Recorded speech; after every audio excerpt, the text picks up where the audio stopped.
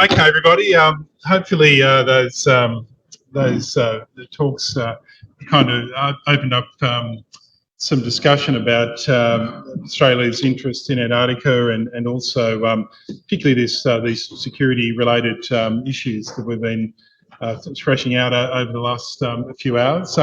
Look, in order to close the day, what we thought we'd do is to have a panel discussion of a number of the speakers and respondents who have been with us today, and to go through a series of questions, probably 3 or 4 questions we'll pose to the panel, and then we'd like to invite some questions from the floor as well that you might have for the panel. So look, to kick off, could I ask the panel, firstly, Australia is an original signatory to the Antarctic Treaty. We've heard about that from Tony and others this morning. It received the benefits of the Antarctic Treaty area being non-militarised. So Australia doesn't need to fight any wars down there. So what should Australia do to keep Antarctica free from military conflict? What shouldn't it do? So what should we do and what shouldn't we do in order to try and keep the region free from conflict? Who'd like to kick off? I'll start. Marcus? I'll start off. Can people hear me? Okay, great. The system's working. Sorry, I'm Marcus Howard, Professor of Oceans and Antarctic Governance at IMAS, and leading a geopolitics project that you've seen part of the project, our book on scenarios. I think we need to, Australia needs to lead the push in the Antarctic Treaty meeting for parties to recommit to not only the principles of the Antarctic Treaty, but the norms and values within it. By really meaning by peaceful use. And I think one of the best ways we could do is encourage Antarctic Treaty parties to publish their Antarctic interests, their national Antarctic interests, so that we can actually have a sort of measuring up of how countries are performing against what they are doing. Tony Press showed you this morning that 9 national interests of Australia. Now, in the last 5 years, those interests have been very much publicised in recent Antarctic strategic documents. Up until then, they were buried in Australian government reports and arcane documents. But they're our guiding principles. And that's what we should be encouraging other countries to do, and in a sense, ensure that we not only uphold the formal black letter law of the Antarctic Treaty, but its norms and practices and principles. Okay, thanks, Mike. So, Malcolm, you... Look, I'll follow on from that. I think that's very sensible. I think having some sort of assessment of activities in Antarctica and around Antarctica on a regular basis that is perhaps assessed independently. So some sort of independent body within the United Nations that looks at what is happening, and then that assessment can be checked against our use of surveillance and monitoring to see, is there stuff going on there that really is not being stated? And that then provides us with some sort of benchmark to consider the security risks that as they emerge. But I go back to what I was saying earlier today. We actually have to have the ability to monitor activities more effectively than we do at the moment. So there needs to be some sort of persistent surveillance, or persistent monitoring, I should say, is a better term, of what's happening in Antarctica, both at the political and diplomatic level, but also at the military technological level, without necessarily going down the path of militarisation.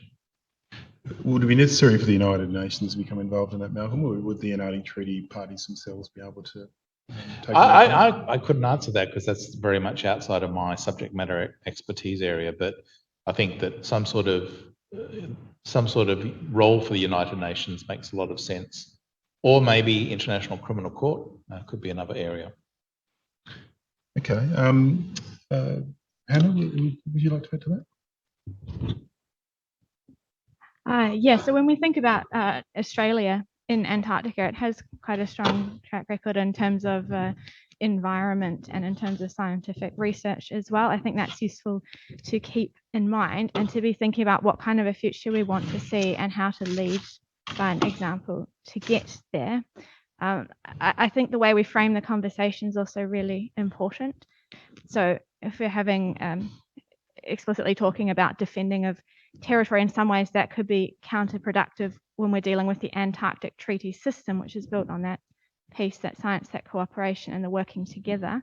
So I think continuing that collaboration and that capacity building will be really important going forward. Some of that science diplomacy, which has been used historically, I think needs to continue to be, and things like reiterating that commitment to those principles, which we saw from the treaty parties with the Prague Declaration and the Paris Declaration in 2019 and 2021. So I think looking at what kind of a future we want, what has Australia done well, and how to bring others along with you, I think that can also help with reducing militarisation, because then you're putting the focus where you want it to be in 2030, 2050 going forward. Okay, thanks, Hannah. Any other comments from any of the other panelists on that question? Yeah, Joe?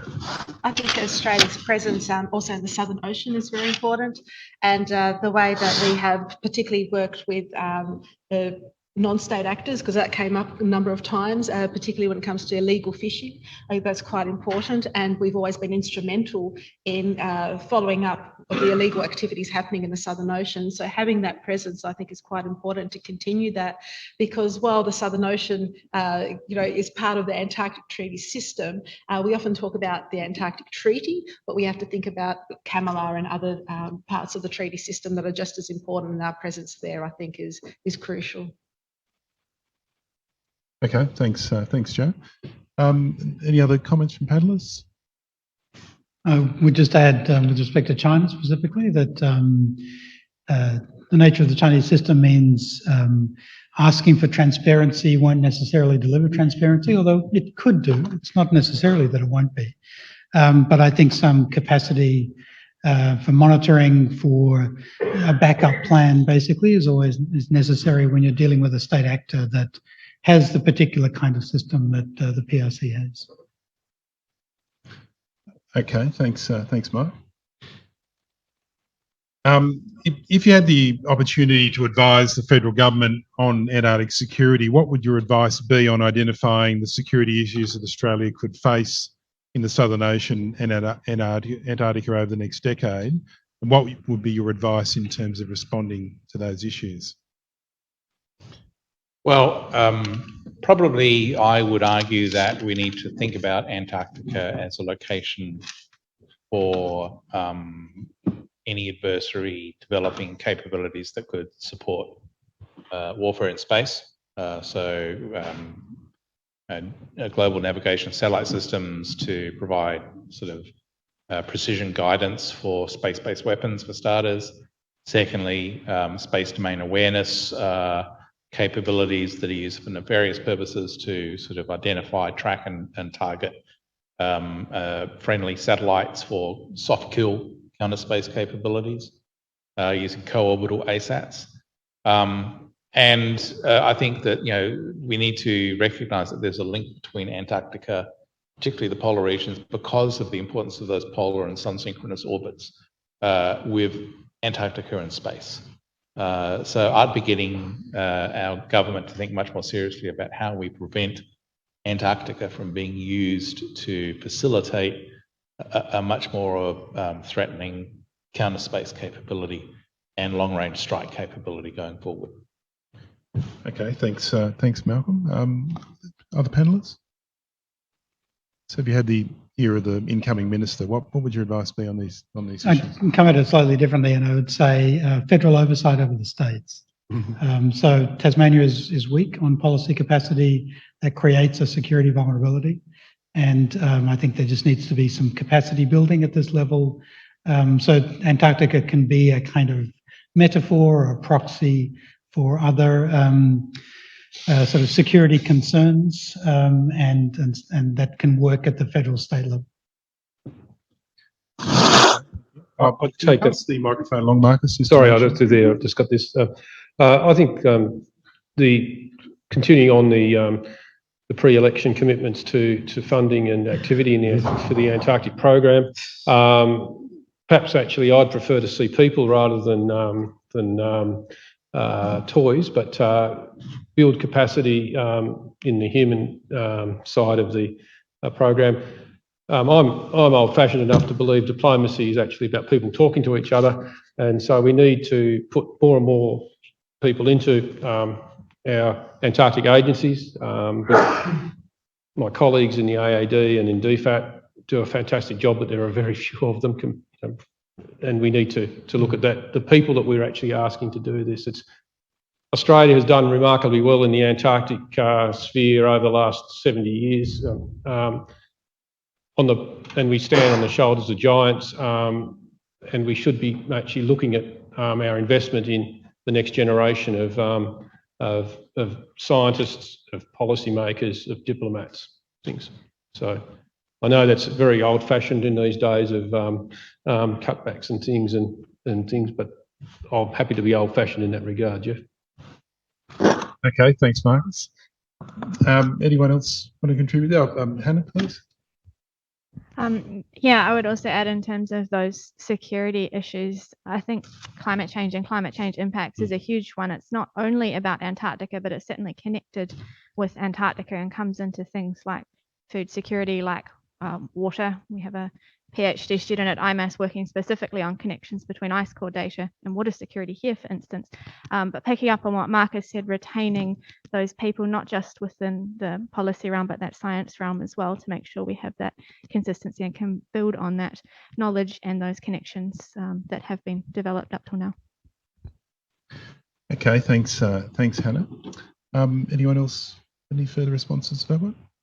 I guess building up on this, it's a bit of a cultural thing, and we've had Antarctica as part of our culture for so long, but at the same time, is that something that everybody feels? Perhaps more so here in Hobart and Tasmania, but Australia as a whole, do we see this connection with Antarctica as part of our everyday life? Is this something that we have to think about on that ministerial level, that we have to have the minister thinking about how Antarctica fits with our strategic plans, our policy plans, but can it also be broader than that, that it becomes part of our psyche here in Australia? We've got some amazing students at IMAS and UTAS working on those issues, specifically about looking at cultural issues. And so it becomes more than just a strategic thing for the government, but the government looks at all other issues of Antarctica in a broader sense. Jeff, could I just, Tony Press showed a map of Australia's maritime jurisdiction. The professionals in the audience would see this, but my wish would be that that map is on every school atlas in the country, so that we actually have understanding that we are a maritime country, and it's not about exploiting resources, it's about stewardship. We have a responsibility for 14% of the world's oceans for search and rescue coordination, which I'm sure some of my colleagues in the audience probably think it'd be really good if we only had to have 7% of it, but it's that shows our domain. We're a country of about 7.5 million square kilometres. We have a maritime jurisdiction double that. You know, once we get the sense that this is a maritime domain awareness becomes down to a sense of our being as a country, it's really important. So I'd see that map, that chart of the southern Australia's maritime in every atlas, and so that we actually understand that we are a maritime country. We tend the success of the Antarctic Treaty has been that we tend to have ignored Antarctica. Because there hasn't been the flashpoints that we've had elsewhere. Maybe it's time that we encourage, a reasonable look south. Okay, thanks, Marcus. Nongyi? So just a point to follow what Marcus said. I think what is really important is people. It's actually not old-fashioned. It's crucial to manage a system, and it's crucial to manage a relationship. People need education. I mean, generally, the security education, of course, you need to be aware of that. When you engage with outside world, you need to have that in mind.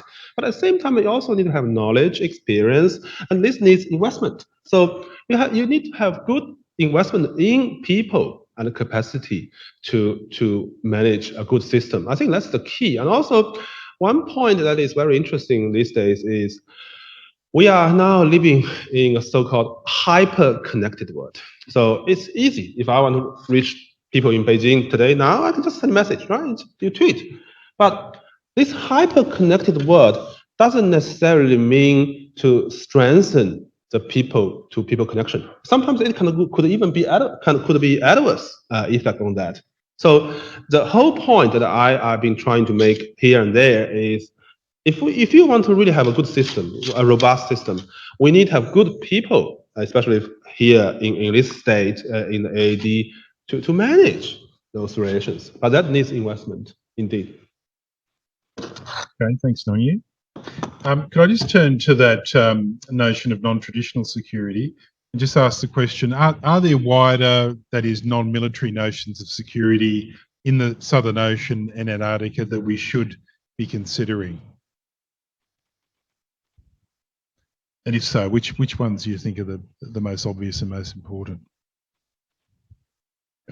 Well, I think the marine living resources, as I mentioned in my response to Tony, I think that is the key area, but climate change, as Hannah mentioned too, and food security, I think it's all interconnected. So all those issues are really important, and security issues, I think, for us as a planet, let alone just in Antarctica. But the marine living resources are really interesting, I think, and we've got some good protection down in the Southern Ocean and on the Antarctic continent. It's just continuing that and the connections that these living resources actually bring between international relations between different states too, who are vying for those living resources and how they interact with them. Okay, thanks, Joe. I just one of the key points was Douglas Mawson, who pointed out that the importance of weather observations at Commonwealth Bay, over a century ago, century and a quarter ago. I think one of the environmental security challenges is climate change, and understanding the role of the Southern Ocean and Antarctica in that, as Hannah's pointed out there. And I think on one of Tony's slides shows a connection between the Lower Dome a small ice core going back about 500-600 years, but it provides a really intriguing thing about forecasting weather in Western Australia and the changes in polar vortexes and the wind and the rainfall. When it snows in Lower Dome, it's dry in Western Australia and vice versa. Sorry, I'm a political scientist, not a meteorologist, and there Victorians in there who will just correct me if I'm wrong or tell me later. But that's the sort of more research, more understanding. That's security issue that covers a whole range of things will be really important. Okay, thanks, Marcus. Tony this morning raised the I guess intriguing prospect that some of the security issues in Antarctica and the Southern Ocean may not actually come from nation states, but actually from private actors, from corporations. So I think Tony raised the prospect that a large corporation that's much larger than many small states might go down to Antarctica and do something like rare earth mining on the seabed, something of this nature. So can I have your thoughts about how the Antarctic Treaty parties might seek to respond to that type of event if it should occur? Yeah, look, I think we worry about the same sort of stuff in space, with humanity going back to the moon this decade, and with the aim being not to do flags and footprints, but to essentially stay and utilise lunar resources. The concern is that you will get commercial companies coming in to essentially mine the moon and do it in a way that's not consistent with international law, that basically bypasses the Artemis Accords. And so how do you manage that challenge on the moon? The same thing could be said for Antarctica, where it's resource rich, there's rare earths, there's fisheries, technology is improving to allow commercial companies, big ones, to be able to do new things. SpaceX is a classic example. So I think that there's a challenge there in a legal and regulatory sense in terms of how do you respond to companies that are acting perhaps on behalf of states and allow states to get around the law, the Antarctic Treaty System, to do stuff that they wouldn't be able to do if they were acting upon themselves. And this could be the Chinese, could be the Americans, could be the Russians. But the reality is that this is a challenge we're going to have to face. I'm not sure how we respond to that issue. It's one of these wicked dilemmas that I think faces us both here on Earth in Antarctica and in space as well. Yeah, certainly states have responsibility for breaches of international law which might be caused by companies that are resident within their borders. So, so if, say, with the mining prohibition under the environmental protocol, if it was, say, an American company or corporation that went to Antarctica and started doing activity that was in breach of the mining prohibition, then the United States would be in breach of the environmental protocol, and the hammers would come down on the state, and they'd pull the company into line. So that's one kind of mechanism, I guess, within international law that might. The question is, what happens if they don't? Right, if the state does, if it's a state that doesn't care or is happy to breach international law, that's a bigger problem. Yeah, that's right. Okay, any other thoughts on non-state actors? Yeah, Nong. Oh, Hannah?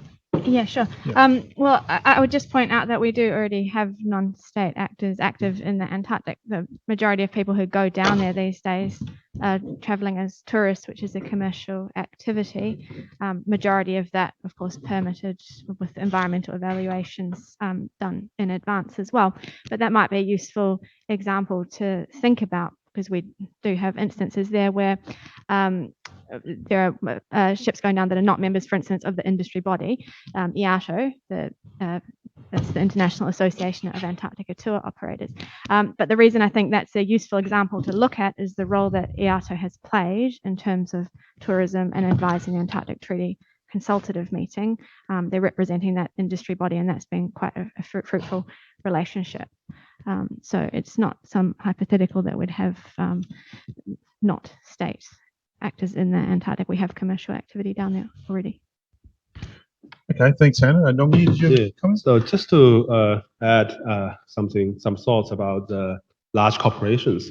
I mean, even within national jurisdictions, and you could see in many parts of the developing world that large corporations, they are so powerful, and they have a budget more than probably that country's budget. So, I mean, even within national jurisdiction, it is not easy to deal with them, not to mention like beyond national jurisdiction or like in the common space. So this is an issue. And also that's what I learned recently is like, there is no single international investment treaty to deal with those large corporations. So it is pretty much depends on national legislation to regulate them while they are conducting their activities.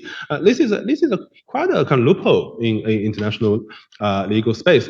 And I think Antarctica probably has less worrying about that because they haven't really reached there yet. But I mean, as soon as they reach there, and say in the future, then that could be quite a big problem, especially when it comes to environmental. And I would add in that international law only works when everyone follows it. If you've got a major power that's prepared to break international law, such as Russia is doing in Ukraine at the moment, what are you going to do against it? Remember, it's got nuclear weapons. So I think that you have constraints on just how far you can implement the law. And if you've got an adversary that's exploiting a commercial actor for its benefit and for the commercial actor's benefit, it could be that there's nothing we can do, even though the written law says we can do A, X, Y, Z. There's actually nothing we can do to penalise that state. Yeah, thanks, Malcolm. Look, I mean, I think most people agree that Russia's actions in the Ukraine are a clear breach of Article 2.4 of the UN Charter. But I mean, Russia has been subject of a lot of sanctions as a result of that. So it's not like they're getting off scot-free. We'll see how effective those sanctions are, in the medium to long term. At the moment, they don't seem to be making a huge amount of difference to the Russian economy. But yeah, so I'll just defend international law slightly there, Malcolm, and say that there are costs in breaching international law. They may not be being brought to a court and in the usual way like we'd have it in a domestic setting, but yeah, there are costs to be paid. Marcus? I was just going to say, we have examples of successes of dealing with this, and in fact, Alistair Graham, who spoke earlier, is probably a good example of a campaign lead who tackled some of the private malign actors in the fishing industry, 20 years ago in the Southern Ocean, by actually naming and shaming and using civil society mechanisms to, in fact, put pressure on them. And supportive governments, realising that they had bad actors, made it difficult for those operators and closed them down. We also have, in some jurisdictions, long-arm legislation, long-arm jurisdiction that you can use. The United States, Lacey Act is a really good piece of legislation for environmental crime. It doesn't matter where it is. If the product is landed in the United States and it's caught or harvested illegally, those proponents can be, or the people involved in that business can be charged, and it has been used in cases against people fishing illegally for Patagonian toothfish who are now in American prisons. So there are mechanisms, but I take the point that Malcolm is making that these are exceptions rather than a rule. But yeah, so I think I'll. Yeah. And also, I think this is back to whether international law is law, right? I mean, this is a fundamental issue that I've been teaching my undergrad as well. I think one thing that I think that I need to really point it out is there are consequences. Surely there are. For example, Russian exclusion or Russian loneliness, whatever you call it. This is the consequence of Russian invasion of Ukraine.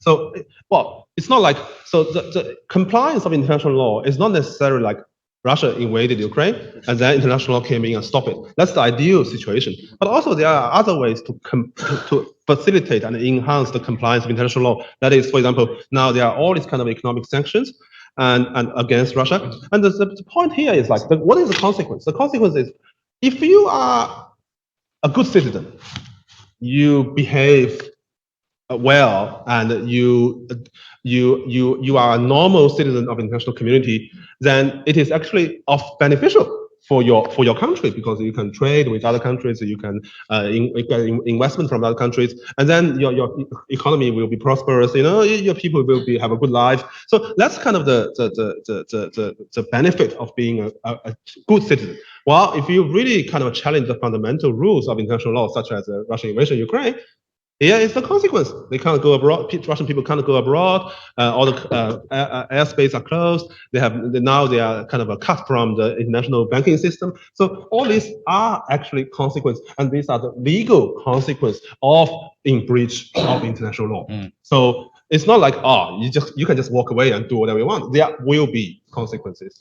I'm not disputing that. The point I'm making is that the people that you have to pressure are not influenced by international law. So from Putin's perspective, from the people around him, they don't seem to be changing their behavior. And if you look at the state of the Russian economy, yes, it's gone down as a result of sanctions, but the price of oil has shot up, which gives Russia a lot more funds to keep going. And to give you another example, China has militarized the islands of the South China Sea and claimed sovereignty over the South China Sea in violation of international law. And what has happened to them? Absolutely nothing. So I think that I'm not disputing the value of international law. What I'm saying is that sometimes international law is not as effective against major powers as it is against small powers. We could apply international law to Rwanda and really hurt it. We can't apply international law to China or Russia and hurt it as much. Okay, thanks. Malcolm and Nongye. We might actually go to the floor for some questions now. I know our first speaker, Dr. Press, would like to come in and make a comment just towards the end, but are there any questions that the audience would like to pose to the panel? Down the front here. Thank you. Thanks, first of all, to the keynote speakers for presenting today. I'd just like to sort of share some experience, first of all, before going to the question. Wanted to sort of, I was a strategist for a number of decades and looked at particularly driving government policy and also KPI development. And wanted to sort of re-emphasise the power of a scenario-based planning that has driven strategy. And that was particularly important when winning resources and priorities from governments, because we'd paint a scenario and say, this is something that's looking out to the next 20 years. And is that something that the government is concerned with? And based on that, we'd develop a strategy and a KP development plan to define the gaps, to then say, this is what's required to meet those future scenarios. And it's a very powerful tool. So exactly what Professor McGee just mentioned. So based on that, does anyone, this is for anyone on the panel, do we see a need for a scenario, a whole of government, a government endorsed scenario that will drive strategy for how we handle those challenges you mentioned, but not only the traditional, but also the non-traditional? As Marcus mentioned, there's also other concerns there that's driven around the Southern Ocean with climate change and sea level rises. Is there a need for a whole of government view scenario that then drives the strategy into the future, so we meet these things and get the resources and the priorities from our government? Okay, thank you. Great question. Panelists? One of the interesting things is that the work that we've been doing, very much funded through the Australian Research Council, has been, is not a government-funded body, but I'm aware that there are discussions at various levels of government in terms of Antarctica and Southern Ocean that are going on, and that's great. And what's really interesting is, in fact, seeing the hearing of the number of agencies involved. So I think that it is important, and all we can do is encourage the government and its the agencies to continue on with that process. I agree with you. I think it's a valuable exercise. It's not about predicting, the sort of prediction as much as plausible activities. And I think that's the key point of our work, and the work that's being done, in government will no doubt be much more sophisticated than we can do, and hopefully the sort of hypotheticals of wargaming that goes on at various levels will be useful and be brought back into the process in the next, as Malcolm pointed out, the next defence documents may well have a much more sophisticated treatment of Antarctica as a result of it, than sort of assuming that the world will continue on as it is. So, sorry. Okay, thanks, Marcus. Was anyone else who just wanted to jump in on that? Hannah? Yeah, I think it's really useful to take that integrated approach, but also broadening that out to pay attention also to those cultural aspects which have been mentioned briefly, but things like that social license, like why do people at large care about that region? Why should they care about that region? We've got things like this Southern Ocean Action Plan, which has released in April this year. It's an international document, but it's got a specific section looking at that and why should we care about the ocean? How do we make it inspiring and engaging? I think that aspect also needs to be drawn in as well, because most people don't go there, but there are reasons to care about it. Okay, thanks, Hannah. Any other questions from the floor? Yes, two down the front here, thanks. Katie and Dirk, I think. Thanks, everyone. My name's Katie. I'm a PhD student here studying public engagement with Antarctica in the gateway cities. And today, obviously we've seen a lot of people express real concerns around the potential for conflict around Antarctica in the future. And in my research, I've seen this very much mirrored in the conversations I have with people on the ground. They're worried about future conflicts around minerals, for example. 2048 comes up a lot, and China and Russia come up a lot as well. I'm also seeing this echoed in a lot of coverage in the Australian media right now.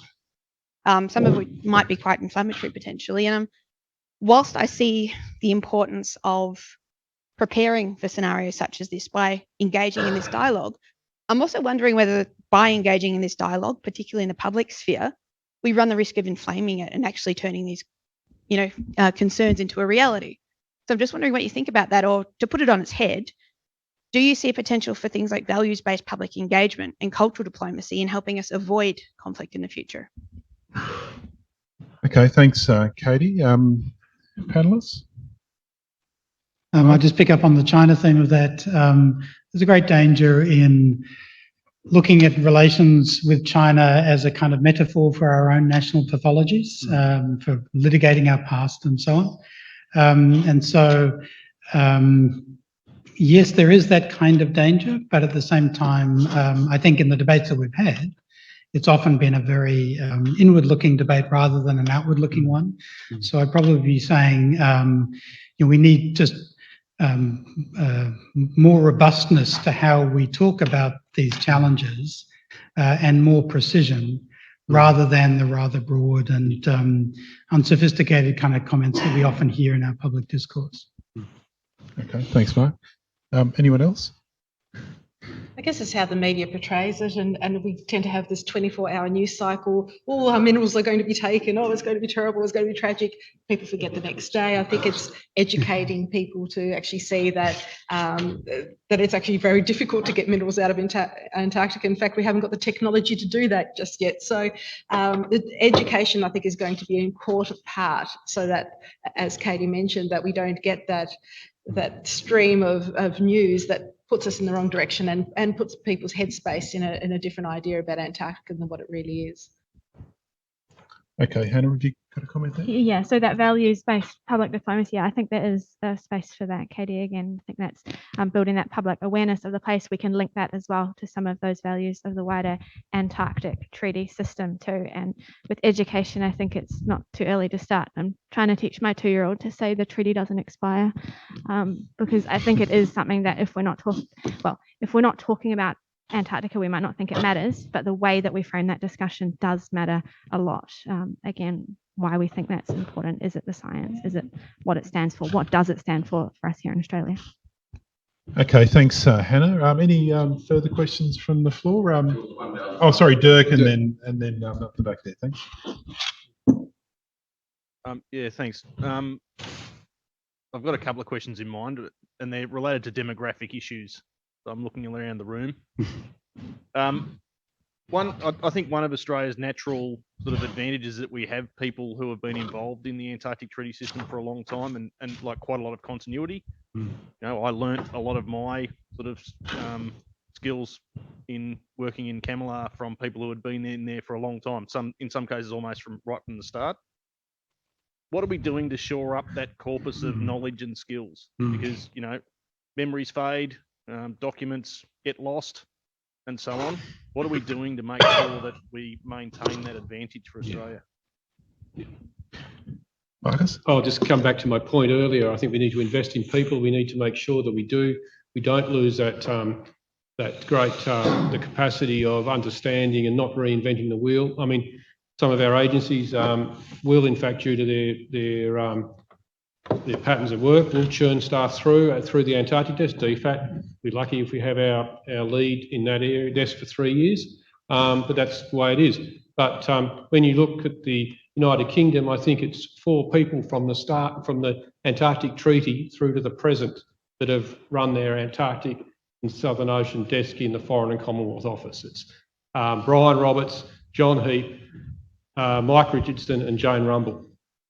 Now, it is very difficult to tackle the British on any matter over that because there is that institutional memory. Now, of course, you could argue, and modern management would say possibly that's ossified. You know, there's a whole range of things there, but I think we need to do better than rotate people through. The great thing about being in Tasmania for us in Antarctic, the Antarctic, is that the Antarctic Division people tend to stay here because they it's a nice place to be, and there's not that a nice trinket across the lake or another building that you could actually go to. Oh, I'll become a FAS there. I'll go there. So maybe there's an advantage of being isolated.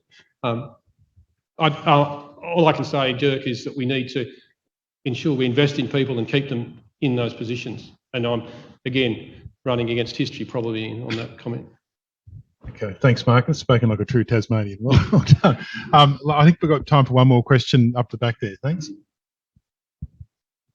Okay, so here we have Antarctica with a number of players in it, some of them not so nice, some of them even more worryingly not so nice and rather large.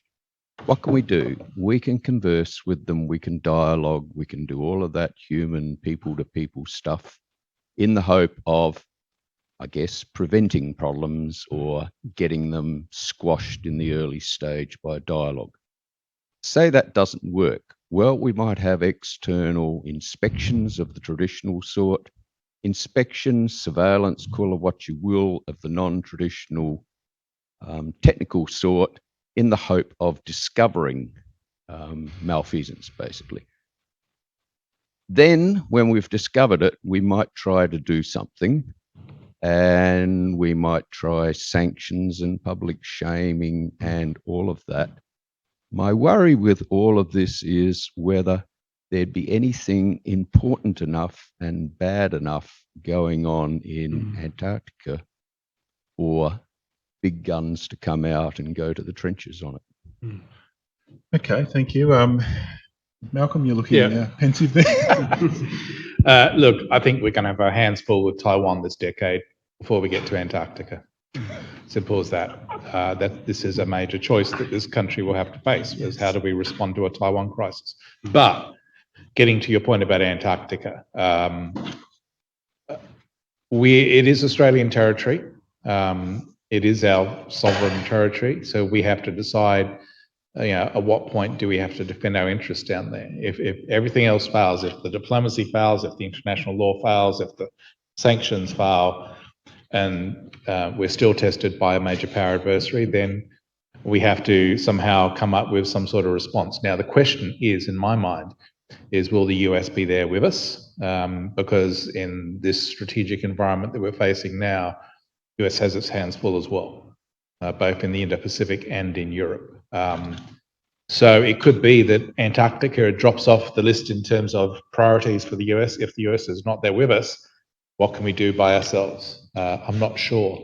So this discussion about Antarctica is very important. It's interesting. We can't ignore it.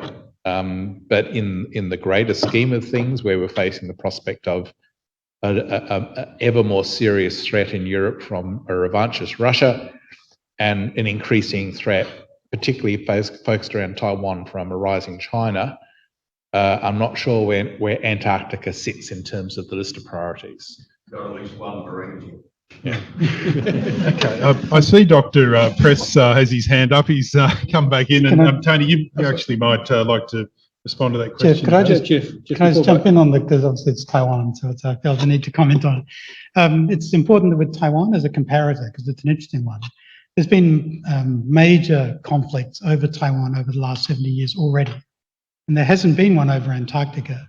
And that isn't a reason to be complacent, but it does point to some of the weight of concern that we should be having. That there are just geographical systems which make conflict over Antarctica much less likely than conflict over Taiwan, because it's basically been continuous with Taiwan for 70 years. So these are very different, and we do need to not get into an assumption of escalation with Antarctica, where we just begin to think that militarization is inevitable and therefore we need to preempt that. We can think about structural differences in the challenges we face in the region. Okay, thanks, Mark. Tony, can you hear us? I can hear you very well. And can you hear me? Yes, we can. Would you like to say anything about that question? Anything further to close? I will, and then I'll just make a couple of remarks about the session itself. The US wouldn't come to our aid to defend the Australian Antarctic Territory because the US does not recognise the Australian Antarctic Territory, and the US has a position that it has the right to claim any or all of Antarctica. So the involvement of allies, if Australia was to enter into some kind of defence in this sense of physically standing there with spears and trying to stop the bad persons, that's going to be something that you would probably not do, actually. And it would be an absolute ultimate last resort. That's why I'll go back to where I started this morning. We need to go back to basics. The basics are the Antarctic Treaty provides a zone of peace, cooperation and non-militarization to our south. So our major investments have to be in maintaining that area and maintaining the Antarctic Treaty System so that the Antarctic Treaty area and the Southern Ocean are free from conflict. 2, we must look at our own backyards first. We should not do anything that undermines the treaty, that undermines the ability of the treaty to be a zone of peace and cooperation, or that undermines our sovereignty. So all of our actions should be around preserving those things. Hold on a sec. Lastly, on that, going back to basics, this has to be done on a whole of government basis. And there are encouraging signs, as a matter of fact, more than encouraging signs, that there are whole of government discussions about how Australia interacts amongst itself, amongst its different parts, and then in the broader community in maintaining our Antarctic interests. I think that is absolutely essential. Where push comes to shove, we need to increase our diplomatic capabilities, whether they be straight diplomatic capabilities, whether they actually be defence diplomatic capabilities, whether they are there in science diplomacy. And remember, the Antarctic Treaty came out of science diplomacy, and we need to make sure we have the capacity to engage actively with Antarctic Treaty parties and Antarctic Treaty members and others in that scientific domain, because that soft diplomacy actually works, and it will work into the future, like it did during the Cold War with inside and outside of the Antarctic Treaty. The very last thing I'll say was that addressing the question of what are the Antarctic basics? Well, a couple of colleagues and I, actually one of the colleagues who couldn't make it to the meeting today, are putting together a thing called the Little Red Book on Antarctica, which goes through these fundamental principles that could act as the Antarctica 101, from anywhere between senior primary school to the first intake of grads into government departments. I think it's really important that we actually actively engage in Antarctic education. Thank you. Okay, thanks, Tony. And look, we might end the panel there. Thank you to all panelists for the very incisive contributions. And I'll just call on Peter Hodge to close today's proceedings. Thanks very much, Jeff. Ladies and gentlemen, thank you for your attendance here today, and particularly those of you who've travelled from the mainland. We very much appreciate your attendance. The Royal United Services Institute planned this seminar to raise public awareness of the security threats in the sub-Antarctic and the Antarctic, and I'm sure you will agree that today has not only raised our awareness, it's added considerably to our level of interest. For their depth of research and their clarity of presentation, we are indebted to Dr. Tony Press. He's not paying attention. Dr. Malcolm Davis, Associate Professor Nonya Liu, and Associate Professor Jeff McGee. And we have also been challenged and stimulated by our panellists, Professor Marcus Howard, Dr. Joe Vince, Dr. Mark Harrison, and Dr. Hannah Nielsen. But most of all, we should thank our chairs, Dr. Andrew Jackson and Associate Professor Jeff McGee. Would you please show your appreciation? The papers from today will be published in the National Journal of the Royal United Services Institute and probably the Australian Institute of International Affairs. The presentations will be available. RUSI, RUSI, meets every month And we've been doing it for about 98 years in Hobart, with the role to raise public awareness. But this year, we've had a distinguished doctor from Scotland who's working with the UN on violence against women in war. We've had a talk on war and climate change. We've had a talk on nuclear submarines and their implications. And Jeffrey Blaney gave us a wonderful, for a 94-year-old, 1-hour talk without a note. But in it, he did say, you can only remain neutral with the agreement of your enemy. We look forward to your attendance at the next RUSI Security Seminar in March, early March it'll be, 2023, on the Southern Ocean, Defence and Security. Good afternoon and thank you.